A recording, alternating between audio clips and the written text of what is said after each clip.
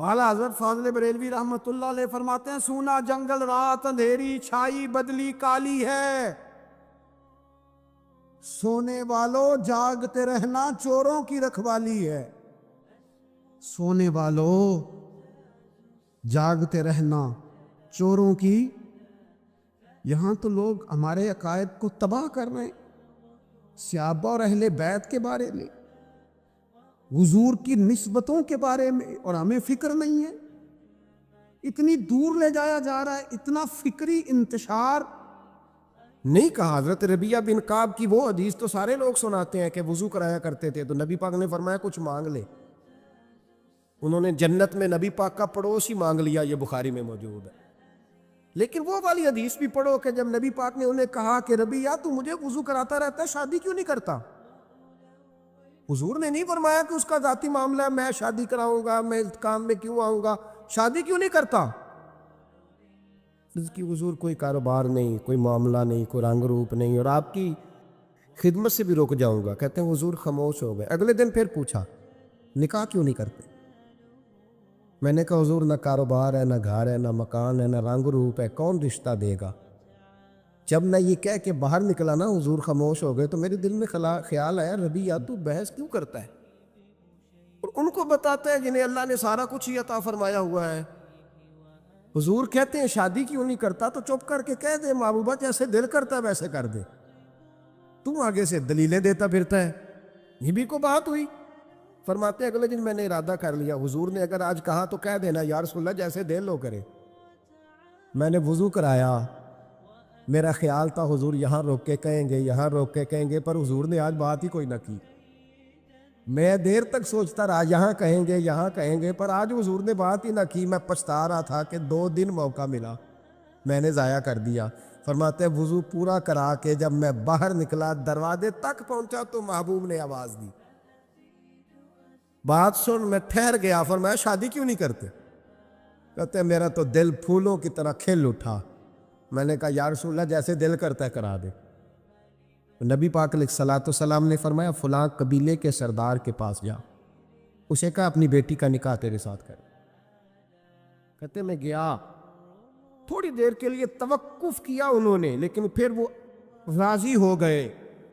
میں واپس آیا، سنو یہ جی اس کا ذاتی معاملہ ہے، لیکن نبی پاک نے دیکھا کہ اس کو ضرورت ہے میری، اس کا نکاح نہیں ہو رہا، گھر نہیں آباد ہو رہا، تو حضور نے پورا کردار ادا کیا۔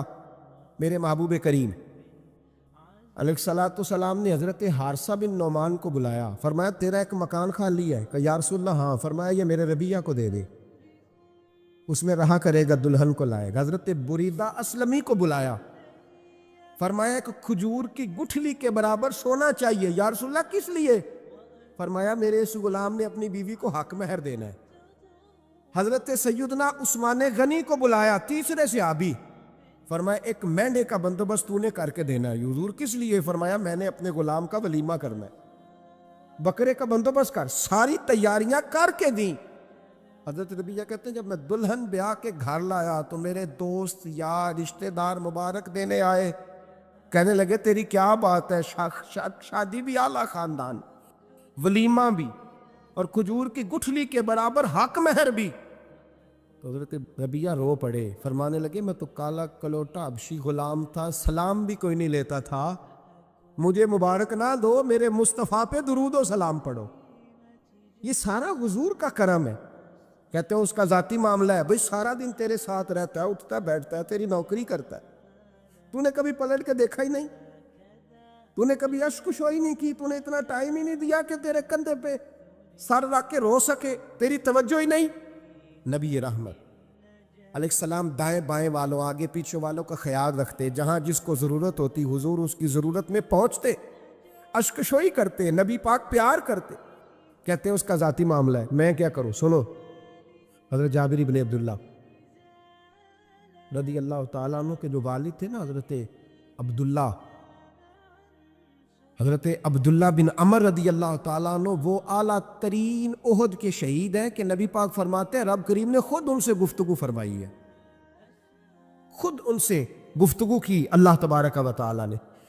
حضرت جابر بن عبداللہ کے والد عبداللہ بن عمر احد میں شہید ہو گئے، 6 یا 10 مہینے تھی ان کی، قرضے چڑھ گئے، کاروبار میں نقصان ہو گیا۔ ضروری نہیں کہ کوئی آدمی دھوکے باز ہی ہو تو وہ مقروض ہوتا ہے، یہ ضروری نہیں۔ تلک الایام نداولھا بین الناس، اللہ لوگوں کے دن پھیرتا ہے، حالات تبدیل کرتا ہے۔ اب صحابی پہ کچھ شک کر سکتا ہے؟ لیکن حضرت جابر کہتے ہیں اتنا قرضہ چڑھ گیا کہ ایک ایک بال میرا قرضے میں ڈوب گیا۔ قرضے بڑے دینے تھے، مقروض آتے، تنگ کرتے۔ خود نبی کریم علیہ السلام نے فرمایا ہے کہ جو مقروض ہوتا ہے وہ قیدی ہوتا ہے، جب تک قرض دے نہیں لیتا اتنی دیر تک وہ آزاد نہیں ہوتا۔ حضرت جابر ابن عبداللہ کہتے ہیں میرے باغ میں کھجوریں پکی تھی، یہ بخاری میں بھی ہے، کنز العمال میں بھی ہے، ابن کثیر میں بھی ہے، امام حلبی نے سیرت حلبیہ میں بھی لکھا ہے، بیسیوں درجنوں کتابوں میں آپ کو روایت ملے۔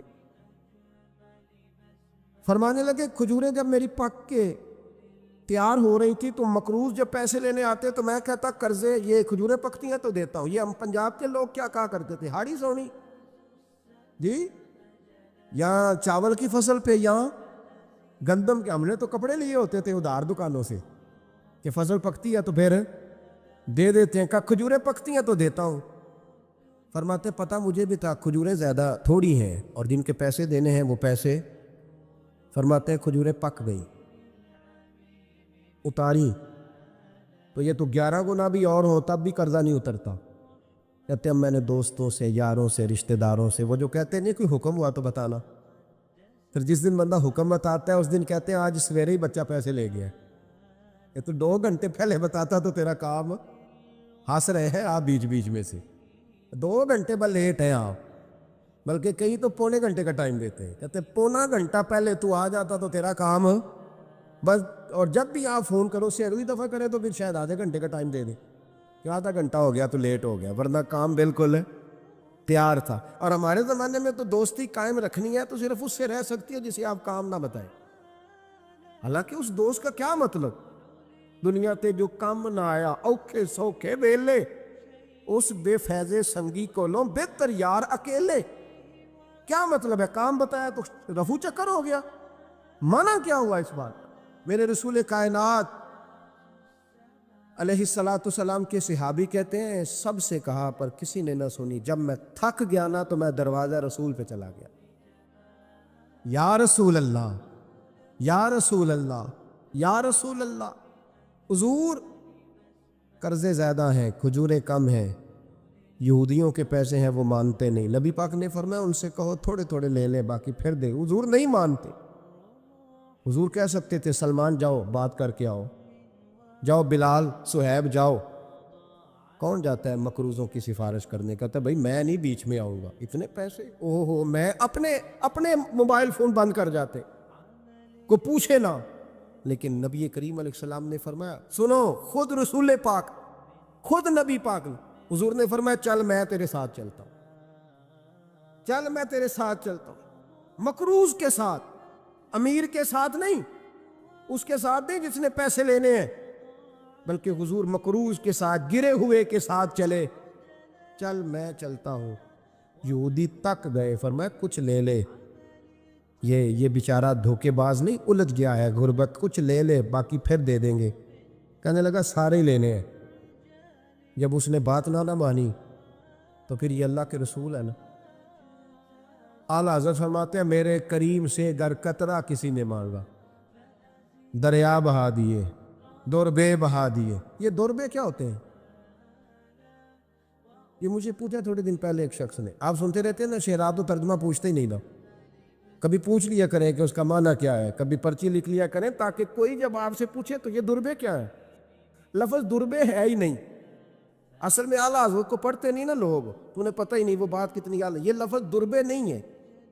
اعلیٰ حضرت کہتے ہیں میرے قریب سے گر قطرہ کسی نے مانگا، دریا بہا دیے ہیں، دور بے بہا دیے۔ دور علیحدہ ہے اور بے بہا، دور کہتے ہیں ہیرے کو، ایک معنی ہیرا ہے، دور بے بہا، بے بہا کی تو سمجھ آتی ہے نا، دور بے بہا دیے ہیں یعنی ہیرے بے بہا دیے ہیں اسے۔ اب سمجھ آئی یہ بات کی، دریا بہا دیے ہیں، دور بے بہا دیے ہیں، یہ معنی ہے شعر کا۔ تو جب وہ نانا مانا یہودی، تو نبی کریم علیہ الصلوۃ والسلام فرمانے لگے نہیں تو پھر پورے لینے ہیں؟ کہنے لگا جی پورے لینے ہیں۔ حضور فرمانے لگے کل آ جانا، سارے دے دیں گے، پورے پیسے تیرے ملیں گے، تو آ جانا۔ حضرت جابر ابن عبداللہ کو حضور نے فرمایا کھجوریں اتار کے نا تو اپنے باغ میں ڈھیر لگا اور میں آیا۔ حضرت عمر حدیث کے راوی ہے، فرماتے ہیں بس رسول پاک چل پڑے۔ حضور نے کندھے پہ رومال رکھا، حضور چل پڑے۔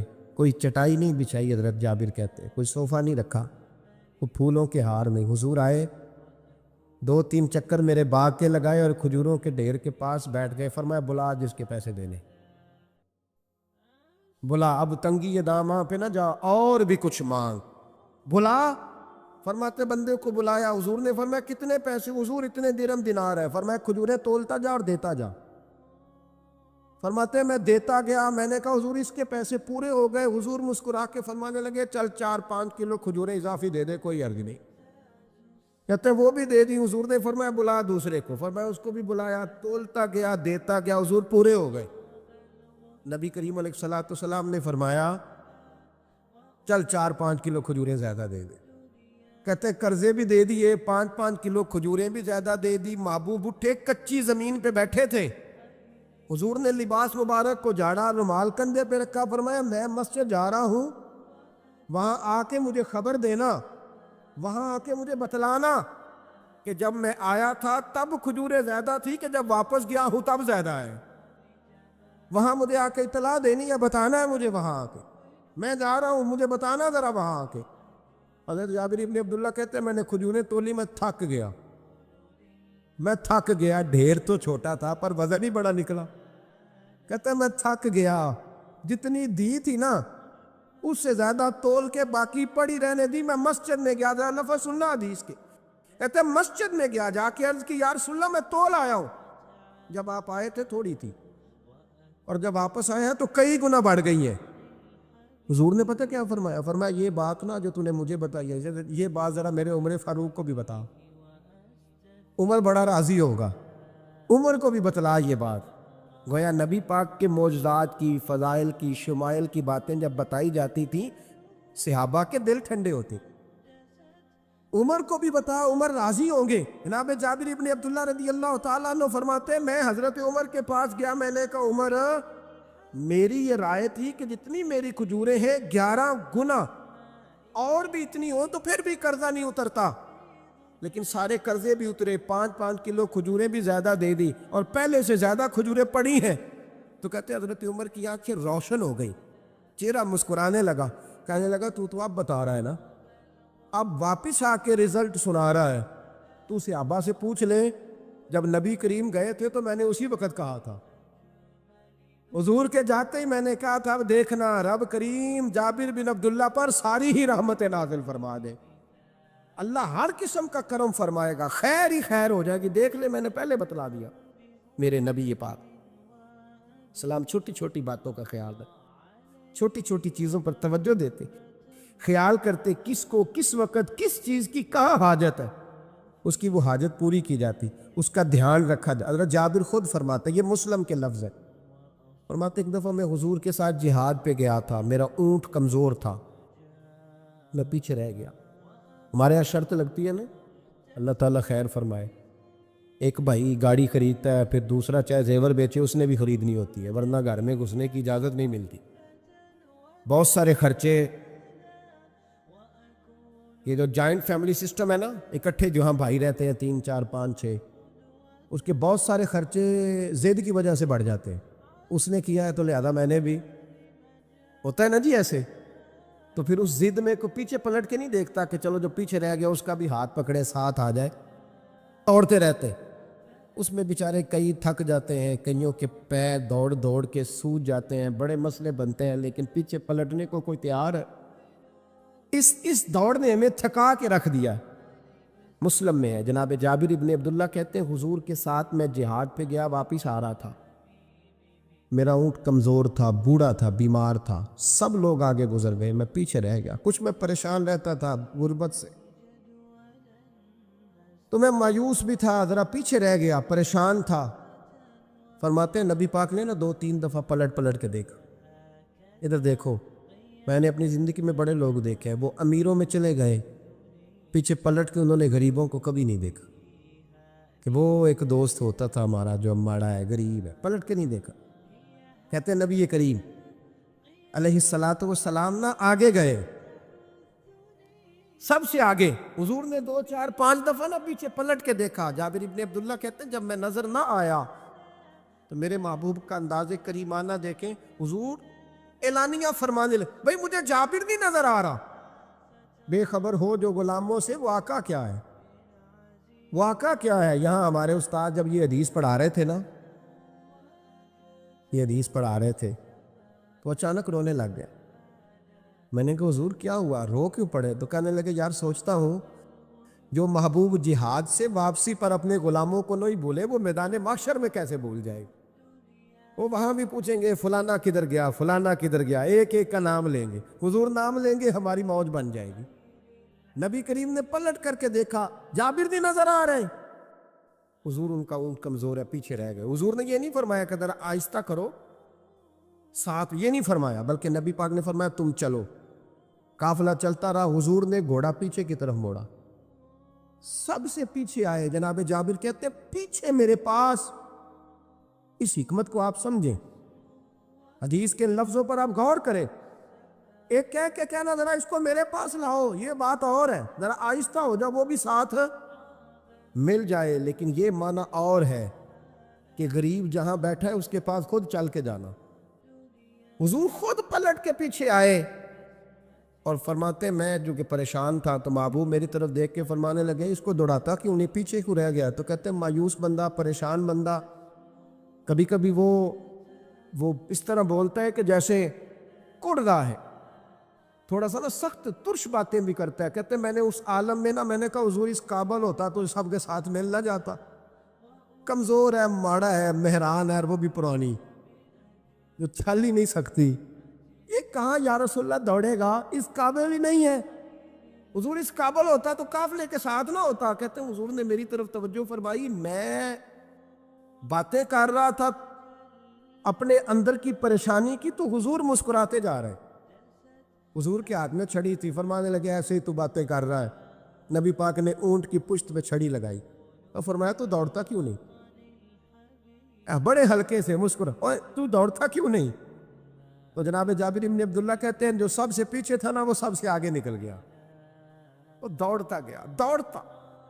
فرماتے ہیں میرا چہرہ بھی عجیب سا، لوگ میرے انداز دیکھیں کہ یہ کیسے آگے نکل گئے، کیسے، کبھی نہ سوچ یہ کیسے نکل گیا، بس سمجھ لے آگے وہی نکلا ہے جسے مصطفیٰ کی تھبکی مل گئی ہے۔ تو یہ نہ کہ سیاست کر گیا، چلاکی کر گیا، بس تھبکی مل گئی تو بات بن گئی۔ کہتے ہیں میں نکل گیا آگے، حضور کی تھبکی جو ملی تھی۔ حضرت جابر ابن عبداللہ کہتے ہیں حضور گھوڑا دوڑا کے میرے پاس آئے، خود حضور نے میرا اونٹ تیز کرایا نبی پاک کی برکت سے۔ تو قریب آ کے فرمانے لگے ٹھہر جا یار، ہم بھی تیرے قافلے میں، ہمیں بھی ساتھ لے لے۔ فرماتے اب تو میں رو ہی پڑا کہ خود بھیک دے، خود ہی کہے منگتے کا بھلا ہو، ٹھہر جا یار ہمیں بھی ساتھ لے لے۔ جناب جابر ابن عبداللہ رضی اللہ تعالیٰ عنہ فرماتے کہ جگہ پڑاؤ کیا، رکے، ٹھہرے کھانے پینے کو، نماز پڑھنے۔ نبی کریم نے مجھے بلایا، میں حاضر ہوا تو کہا یا رسول اللہ حضور حکم؟ تو محبوب فرمانے لگے جابر یار تیرا اونٹ میں نے نرالا ہی دیکھا، بوڑھا ہو کے سب سے آگے نکل جاتا ہے، بیمار ہو کے، کمزور ہو کے۔ کہتے ہیں میں چہرہ دیکھتا جا رہا ہوں کہ حضور سارا ہی پتہ ہے آپ کو، میں کیا عرض کروں؟ تو محبوب فرمانے لگے پسند آ گیا، بیچ نہیں دیتے میرے ہاتھ؟ کہا یا رسول اللہ آپ رکھ لیں۔ حضور آپ کا یہ؟ فرمایا نہیں میں پیسے دوں گا۔ کتنے کا ہے؟ کہا یا رسول اللہ آپ رکھ لیں۔ فرمایا پیسے دوں گا۔ یا رسول اللہ مارکیٹ میں جاؤں تو 6-7 دینار کا بکے گا۔ فرمایا نہیں بھائی میں تو پورے 10 دوں گا۔ 6-7 نہیں، میں تو پورے، حساب سیدھا، 6-7 کا کیا حساب ہوا، 10 پورے کا۔ حضور پھر بندہ نوازی ہے نا، کون بول سکتا ہے؟ حضور نے فرمایا بلال تیرے پاس 10 دینار تھے؟ حضور ہیں۔ فرمایا ان کو دے دو، اونٹ کے پیسے رکھ لو اور مال نہ مدینے جا کے دے دے۔ جابر ابن عبداللہ کہتے ہیں میں مدینے گیا شام کو، میں نے نا کبھی اپنے اونٹ کی اتنی خدمت نہیں کی جتنی اس دن کی۔ میں نے اسے بڑے پیار سے نہلایا، میں نے نئی رسی خرید کے اسے نکیل ڈالی، آج محبوب کی بارگاہ میں لے کے جانا ہے۔ کہتے ہیں تیاری کر کے نا، تیاری پوری تیاری کر کے، تن تندور ہڈاں دا بالن تے اسی ہاواں نال تپایا، کپ کپ مکیاں پیڑے کیتے، عشق پلیتھن لایا، تن دا سالن تے من دی ہانڈی، اتو نون صبر دا پایا، غلام فریدا وے میں ساری تیری، تینوں اجے یقین نہیں آیا۔ کہتے ہیں اسے بڑے پریم سے، بڑی محبت سے سجا کے، سوار کے، نکھار کے، تیار کر کے میں نبی کریم کی بارگاہ میں لے کے گیا۔ ظہر کی نماز پڑھ کے حضور نکلے، میری طرف دیکھا، میں نے کہا حضور پیسے لے لیے تھے، یہ آپ کا سامان ہے، مال ہے؟ کہتے حضور نے نکیل تھامی، میں واپس پلٹا، ابھی گلی کی نکر مڑا نہیں تھا، حضور نے آواز دی، جابر ذرا سن تو صحیح۔ کہتے میں واپس آیا ہوں تو حضور مجھ سے باتیں کرنے لگے، فرمانے لگے یہ میرا اونٹ ہے، اسے کمزور اور بوڑھا نہ سمجھنا، کبھی جانوروں میں دوڑا کے دیکھنا، سب سے آگے نکل جاتا۔ اور کریم محبوب فرمانے لگے 6-7 دینار کا نہ سمجھنا، میں نے پورے 10 دینار کا خریدا۔ اور پھر حضور پھر مسکرائے، فرمایا جابر تمہیں پتہ ہے تحفہ لینے دینے سے محبت بڑھتی ہے؟ حضور ہاں۔ فرمایا رکھ لو، میں تمہیں تحفے میں دینا چاہتا ہوں، رکھ لو، میں تحفے میں دینا چاہتا ہوں۔ جناب جابر ابن عبداللہ کہتے ہیں میں واپس لوٹ رہا تھا، رو رہا اور کہہ رہا تھا جیسا نبی اللہ نے مجھے دیا، جیسا رسول اللہ نے، سب سے اولا ہو اعلیٰ ہمارا علم۔ آنکھیں بند کر کے جھوٹ کی زندگی جی کے، اپنے ساتھ بددیانتی کر کے، دھوکہ دے کے، اپنے آپ کو دائیں بائیں، اپنے آپ کو کہیں مصروف رکھ کے کچھ وقت ضائع تو کر لیتے ہو، پر تمہیں پتہ تو ہے نا کہ عبادت اللہ کی کرنی، تمہیں اس کی خبر ہے۔ میرے رسول پاک علیہ وسلم نے فرمایا بندہ اللہ کے سب سے قریب اس وقت ہوتا ہے جب وہ سجدے کی حالت میں ہوتا ہے۔ کس کے قریب ہوتا ہے؟ اللہ کے سب سے قریب ہوتا ہے، وہ بڑا نیڑے ہے رب کے، بڑا قریب ہے، اس لیے کہ وہ حالت سجدہ میں، وہ جب سجدے کرتا ہے نا، اس کی بارگاہ میں جب جھک جاتا ہے، آپ ذرا سجدے کی کیفیت دیکھیں نا، زبان بھی یہاں ہے، آنکھ بھی یہاں ہے، کان بھی، عقل بھی ساری، اس نے سارا کچھ رکھ دیا سجدے۔ آپ وہ کبھی پیچھے جائیں تو دیہاتوں میں کہا جاتا تھا ناک سے نکیریں نکالو، بہت بڑی سزا ہوتی تھی نا، ناک سے نکیریں نکالو، بڑی سزا ہوتی تھی۔ تو اس نے کہا مالک مجھے کسی نے کہا نہیں، پر دیکھنا میں نے رکھ دی ساری عقل سجدے میں، اور رکھ کے کہا کیا سبحان ربی یا اللہ، اللہ میں پست ہوں تو اعلیٰ، اللہ تو میرا رب ہے اور تو سب سے اعلیٰ اتنا۔ اور فرمایا جب یہ اس کیفیت میں ہوتا ہے تو پھر یہ اپنے رب کے قریب ہوتا ہے۔ میرے نبی کریم علیہ السلام نے مصلی سے دل لگانے کا درس دیا، حضور نے توجہ دلائی، صحابہ اس ذوق کے حامل لوگ تھے، وہ کوشش کرتے تھے۔ جناب صدیق اکبر رضی اللہ تعالیٰ عنہ کا عبادت کا مزاج ہمیشہ قائم رہا۔ حضرت عمر فاروق ساری رات اللہ کے حضور کھڑے رہے۔ حضرت عثمان غنی رضی اللہ تعالیٰ عنہ عشاء کی نماز پڑھ کے 2 رکعتوں کی نیت باندھتے تھے، 15 سپارے پہلی رکعت میں پڑھ دیتے اور 15 سپارے قرآن مجید کے دوسری رکعت میں پڑھ دیتے۔ آپ نے نا حضرت عمر فاروق کے وصال کے بعد ان کی ایک بیوہ سے نکاح کیا، حضرت عثمان غنی نے نکاح کیا۔ وہ خاتون آپ کے نکاح میں آئیں تو عرض کرنے لگی امیر المومنین میرے لیے اعزاز تو بہت ہے کہ میں امیر المومنین کی بیوہ تھی تو امیر المومنین کی منکوحہ ہو گئی ہوں، لیکن حضور نہ تو میں جوان ہوں کہ میرے اندر رغبت ہوتی اور نہ میں اب اس قابل ہوں کہ کوئی خدمت کر سکوں، میرے ساتھ نکاح کی وجہ کیا بنی؟ تو عثمان غنی رو پڑے، فرمانے لگے میں نے عمر فاروق کو مسجد میں اپنے رب سے ڈرتے ہوئے دیکھا، میں نے اسے روتے ہوئے دیکھا، عدل کرتے دیکھا، انصاف کرتے دیکھا، امت کی خیر خواہی کرتے دیکھا۔ تمہارے ساتھ نکاح اس لیے کیا ہے کہ تم مجھے یہ بتاؤ کہ عمر فاروق گھر کے اندر اپنے رب کو کیسے راضی کرتے، گھر کے اندر کیسے راضی کرتے تھے، وہ طریقے بتلاؤ، تم بتاتی جانا اور میں بھی اسی طرح گھر میں عبادت کروں۔ جس گھر میں اللہ کا ذکر ہوتا ہے وہ گھر زندوں کا ہے، اور جس گھر میں رب کریم کا ذکر نہیں ہوتا وہ گھر زندوں کا نہیں ہے۔ گھر نا ہم نا کتابوں میں پڑھتے ہیں کہ بزرگ کہتے ہیں، حضرت فضیل بن عیاض کہتے ہیں کہ میں ایک گلی سے گزر رہا تھا تو گھر کے اندر کسی قاری صاحب نے قرآن کی آیت پڑھ دی، وَلِمَنْ خَافَ مَقَامَ رَبِّهِ جَنَّتَانِ۔ میں تو میرے کانوں سے ٹکرائی تو اللہ نے میری کایا ہی پلٹ دی، میں توبہ کر گیا۔ اب گھر کے اندر سے آواز آئے تو صحیح نہ تلاوت کی، پر اندر سے آواز آتی نہیں ہے، ڈیک بجنے کی آواز آتی ہے، یا ٹی وی چلنے کی آواز آتی ہے، یا دھوم مچانے کی آواز آتی ہے۔ عبادت کا وہ جو خاص شوق تھا، وہ جو حسن تھا، وہ جو توانائی، وہ جو بات۔ ایک جگہ پہ ہم بیٹھے تھے تو وہاں ایک صاحب آئے اور انہوں نے آتے ہی کہا کہ مہربانی کریں ذرا مجھے مصلی دے دیں، میرے نہ کچھ نفل رہ گئے۔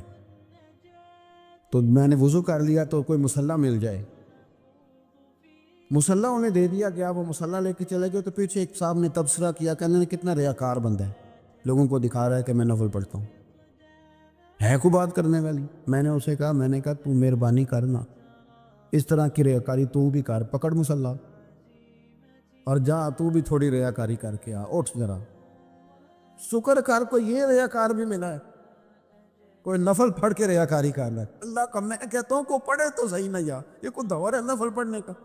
اس میں تو لوگوں کا مزاج ہی نہیں، طبیعت ہی نہیں۔ میں نے کہا چل مہربانی کر یہ دے مصلی اور تو بھی جا تھوڑی سی کاریا ریاکاری کرو تو صحیح نا، مزاج ہی نہیں، ذوق۔ جمعے کی نماز پڑھ کے یوں دنیا بھاگتی ہے، او ہو پتہ نہیں کون سی پیچھے آگ تھی جو بجھائی جائے گی۔ اور آج تک لوگ مسئلہ پوچھ رہے ہیں کہ جمعے کی بعد والی سنتیں کتنی ہوتی ہیں۔ میں نے کہا کتنے سال ہو گئے جمعہ پڑھتے، کتنے سال ہو گئے، ابھی تک سنتوں کا نہیں پتہ، ابھی تک نہیں علم کے پہلے کتنی رکھتے ہیں اور بعد میں کتنی رکھتے ہیں۔ فجر کی سنتیں کب پڑھنی چاہیے؟ سنو فجر کی سنتوں کے بارے۔ میرے رسول کریم سید عالم صلی اللہ تعالیٰ علیہ وسلم سے ایک صحابی نے پوچھا تھا، حضور میری فجر کی سنتیں رہ گئیں یا رہ جاتی ہیں تو حکم کیا ہے؟ کیا انداز ہے حضور کا، بخاری مسلم کے لفظ سنو۔ حضور سید عالم صلی اللہ علیہ وسلم فرمانے لگے، اس نے کیا پوچھا تھا؟ حضور جواب کیا دیتے؟ فرمایا فجر کی سنتیں کبھی نہ چھوڑنا، فجر کی پہلی 2 سنتیں کبھی نہ چھوڑنا۔ یا رسول اللہ صلی اللہ تعالیٰ علیہ وسلم میری رہ گئی ہیں، رہ جاتی ہیں۔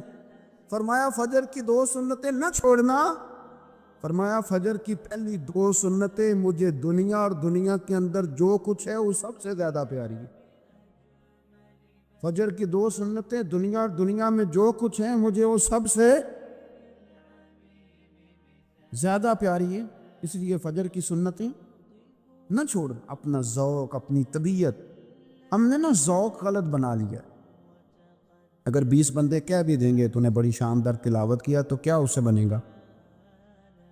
100 بندہ کہہ بھی دے تیری کیا بات ہے، کیا بات ہے نعت خاں کی، کیا بات ہے علامہ صاحب کی، پیر صاحب، پیر مہر علی شاہ صاحب رحمۃ اللہ علیہ۔ آپ تشریف فرماتے تو آپ کے ایک ہی بیٹے بابو جی جن کو کہا جاتا ہے، جس دن صاحبزادے پیدا ہوئے تو خادم نہ وہاں سے نکلا۔ ان لوگوں کے شوق اور طرح کے تھے نا، تو ان کی توجہ بھی اپنے شوق کی طرف رہتی۔ تو خادم نکلا اندر سے، پیر صاحب مبارک ہو، پیر صاحب مبارک ہو، پیر صاحب مبارک ہو، پیر صاحب مبارک ہو، شور کر رہا ہے۔ تو پیر صاحب کو وجد ہو گیا، اللہ اکبر، اللہ اکبر، اللہ، کیا ہوا؟ کس کی مبارک دے رہے ہو؟ اس کی حضور اللہ نے بیٹا دیے۔ تو آپ فرمانے لگے اچھا حضور آپ کیا ہوا، آپ تو پریشان ہو گئے۔ فرمانے لگے جب تو نے 3 دفعہ کہا نا مہر علی کو مبارک ہو تو میں سمجھا تھا شاید تجھے کسی نے بتا دیا ہے کہ مہر علی سے اللہ راضی ہو۔ میں سمجھا تھا کہ شاید تو یہ خبر لے کے آیا ہے کہ کسی نے بتایا ہے کہ مجھے آج خبر ملی ہے کہ مہر علی سے رب اچھا پتر ہوا ہے، الحمدللہ اللہ کا شکر ہے۔ پر میرے لیے مبارک کا دن وہ ہوگا جب میرا رب کہے گا کہ میں مہر علی سے راضی، میرے محبوب کہیں گے کہ میں مہر علی سے۔ آپ بات کو سمجھے، شوق ہی کسی اور طرف تھا، دل ہی کہیں اور لگا ہوا تھا، طبیعت ہی کہیں اور مائل تھی۔ کوئی وظیفہ پوچھتے تھے تو پڑھتے تھے وہ لوگ، کچھ اللہ اللہ انہیں بتائی جاتی تھی تو کرنے کا ذوق رکھتے تھے، طبیعت تھی، قائل تھے۔ حضرت ربیع کہتے ہیں میں بڑی دور سے سفر کر کے گیا حضرت اویس کرنی سے ملنی، بڑی دور سے، اور جب میں پہنچا تو فجر کا وقت تھا، تو حضرت اویس کرنی کو میں نے پا لیا، تو وہ نماز پڑھ کے نا قرآن شریف لے کے بیٹھ گئے۔ فرماتے ہیں اشراق چاشت کا وقت ہوا تو نفلوں کی نیت باندھ لی۔ محدث ابن الجوزی نے لکھا ہے، فرماتے ہیں پھر جب زوال کا وقت ہوا تو مسجد میں جھاڑو دینے لگ گئے۔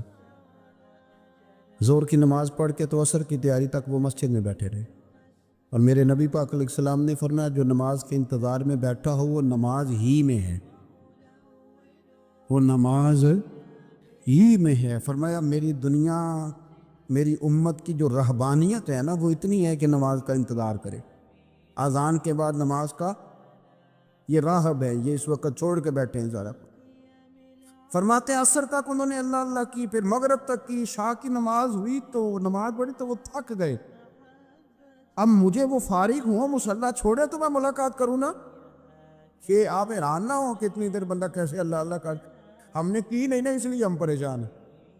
جو عادی ہوتے ہیں وہ کر بھی لیتے ہیں، وہ یہ کام، میری بات کو سمجھ آ رہے ہیں؟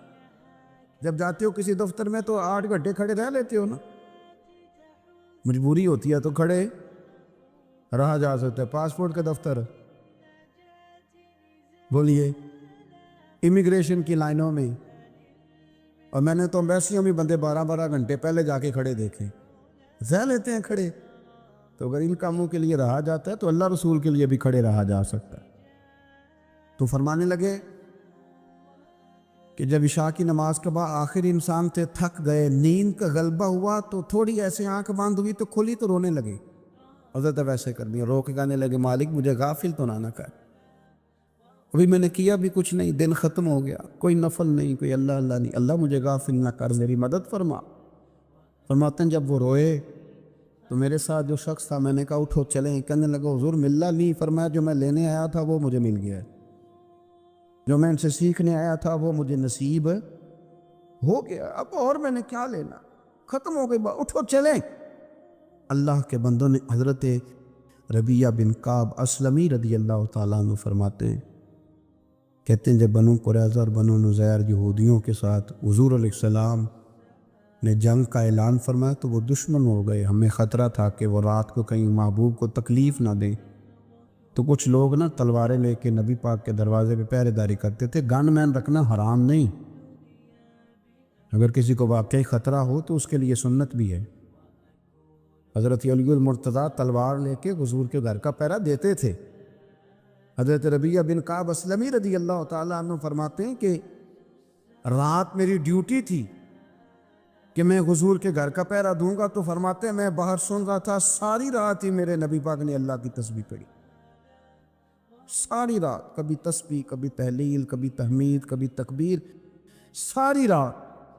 فرماتے ہیں ساری رات حضور پڑھتے رہے اور ساری رات ہی میں سنتا رہا، مجھے اونگ آ گئی، میری آنکھ لگ گئی، حضور ابھی پڑھ رہے تھے، میں تھک کے سو گیا، اور فرماتے ہیں جب میری آنکھ دوبارہ سے کھلی تو میرے کانوں میں پھر کوئی چیز گونجی، تو میں نے کان لگایا تو میرے حبیب ابھی بھی اللہ کو یاد کر رہے۔ ساری رات حضور رب کی عبادت کرتے، اسی لیے تو کہا یا ایھا المزمل قم اللیل الا قلیلا، حبیب ساری رات تو نہ جاگا تھا، تھوڑا آرام بھی کر لیے گا۔ میرے بھائی اپنا مصلی، اپنی عبادات، اپنے وظائف، اللہ اللہ جو آپ نے کسی سے سیکھی ہے اس کو کبھی کمزور نہ ہونے دیں۔ شجرہ شریف جو کسی بزرگ سے آپ لے لیتے ہیں تو کیا رسم ہے کوئی؟ اس پہ کچھ لکھا ہوتا ہے، وہ پڑھنے کے لیے دیا جاتا ہے، اس پہ لکھا ہوتا ہے کہ یہ اللہ اللہ آپ نے کرنی ہے۔ انسان پر اگر کوئی شخص نیکی کر دیتا ہے، احسان کر دیتا ہے، تو انسان اس کے سامنے پھر گردن نہیں اٹھا سکتا، یار یہ میرے مشکل وقت کا دوست ہے، اس نے میرے ساتھ نیکی کی، کبھی بھی گردن نہیں اٹھائے گا، جھکا کے رکھے گا۔ تو اگر عام کوئی نیکی کر دے تو اس کے سامنے انسان کبھی گردن نہیں اٹھاتا، تو جو رب ساری نعمتیں عطا فرمائے، جو کہے کہ تیری تخلیق میں نے کی، تجھ سے پہلوں کو بھی پیدا میں نے کیا، تیرے لیے زمین کا بچھونا بھی میں نے بچھایا، آسمان کی چھت بھی میں نے لگائی، تیرے لیے زمین سے ساری اناج کو، پھل کو، کھیتیوں کو نکالا بھی تیرے لیے۔ اب تو اس طرح کر کہ تو میری عبادت کر، تو میری بارگاہ میں جھک جا۔ بہت سارے نشے لوگوں کو لگے ہوئے ہوتے ہیں، ہر آدمی کوئی نہ کوئی نشہ کرتا ہے، کوئی دولت کا کرتا ہے، کوئی شہرت کا کرتا ہے، کوئی اپنی تعریف کا نشہ کرتا ہے، دو چار لوگوں سے تعریف سن کے مطمئن ہو جاتا ہے۔ ناراض تو نہیں ہو گیا اس جملے سے؟ آپ کرتے ہیں لوگ دولت کا نشہ بھی، یہ جب نقصان ہوتا ہے تو بندے بیمار نہیں ہو جاتے؟ پیسے ڈوب جاتے ہیں تو لوگ بیمار نہیں ہو جاتے؟ تو اس کا مطلب یہ ہوتا ہے کہ نشہ ٹوٹ گیا ہے۔ اب بہک ہوئے ہیں نا تھوڑے سے تو کانپتے ہیں، تڑپتے ہیں، پریشان۔ نشئی اسی طرح ہی کرتا ہے نا، نہیں ملتا تو پریشان ہوتا ہے۔ یہ سارے نشے ہیں، مختلف قسم کا نشہ۔ اب مانتے نہیں اس بات کو، تسلیم نہیں کرتے، کیونکہ تسلیم کرنا بڑا مشکل کام ہے۔ اس کے لیے تو بڑی ساری چیزیں جو ہے وہ دبوچ کے اور بڑی سارے رستے پھلانگ کے آنا پڑتا ہے، تو بڑا مشکل ہے ماننا، ورنہ کرتے ہیں ہم، ہمارا مزاج ہے۔ یہ گھومنے پھرنے کا، دنیا دیکھنے کا بھی ایک نشہ ہے، یہ بہت ساری باتیں کرنے کا بھی ایک نشہ ہے، گپ شپ کا بھی ایک نشہ ہے۔ دو چار لوگوں کی جب تک پگڑیاں نہ کھول لیں، بعض لوگوں کو نیند نہیں آتی۔ یہ غیبت کا، چغلی کا، بددیانتی کا، یہ بھی ایک نشہ ہے۔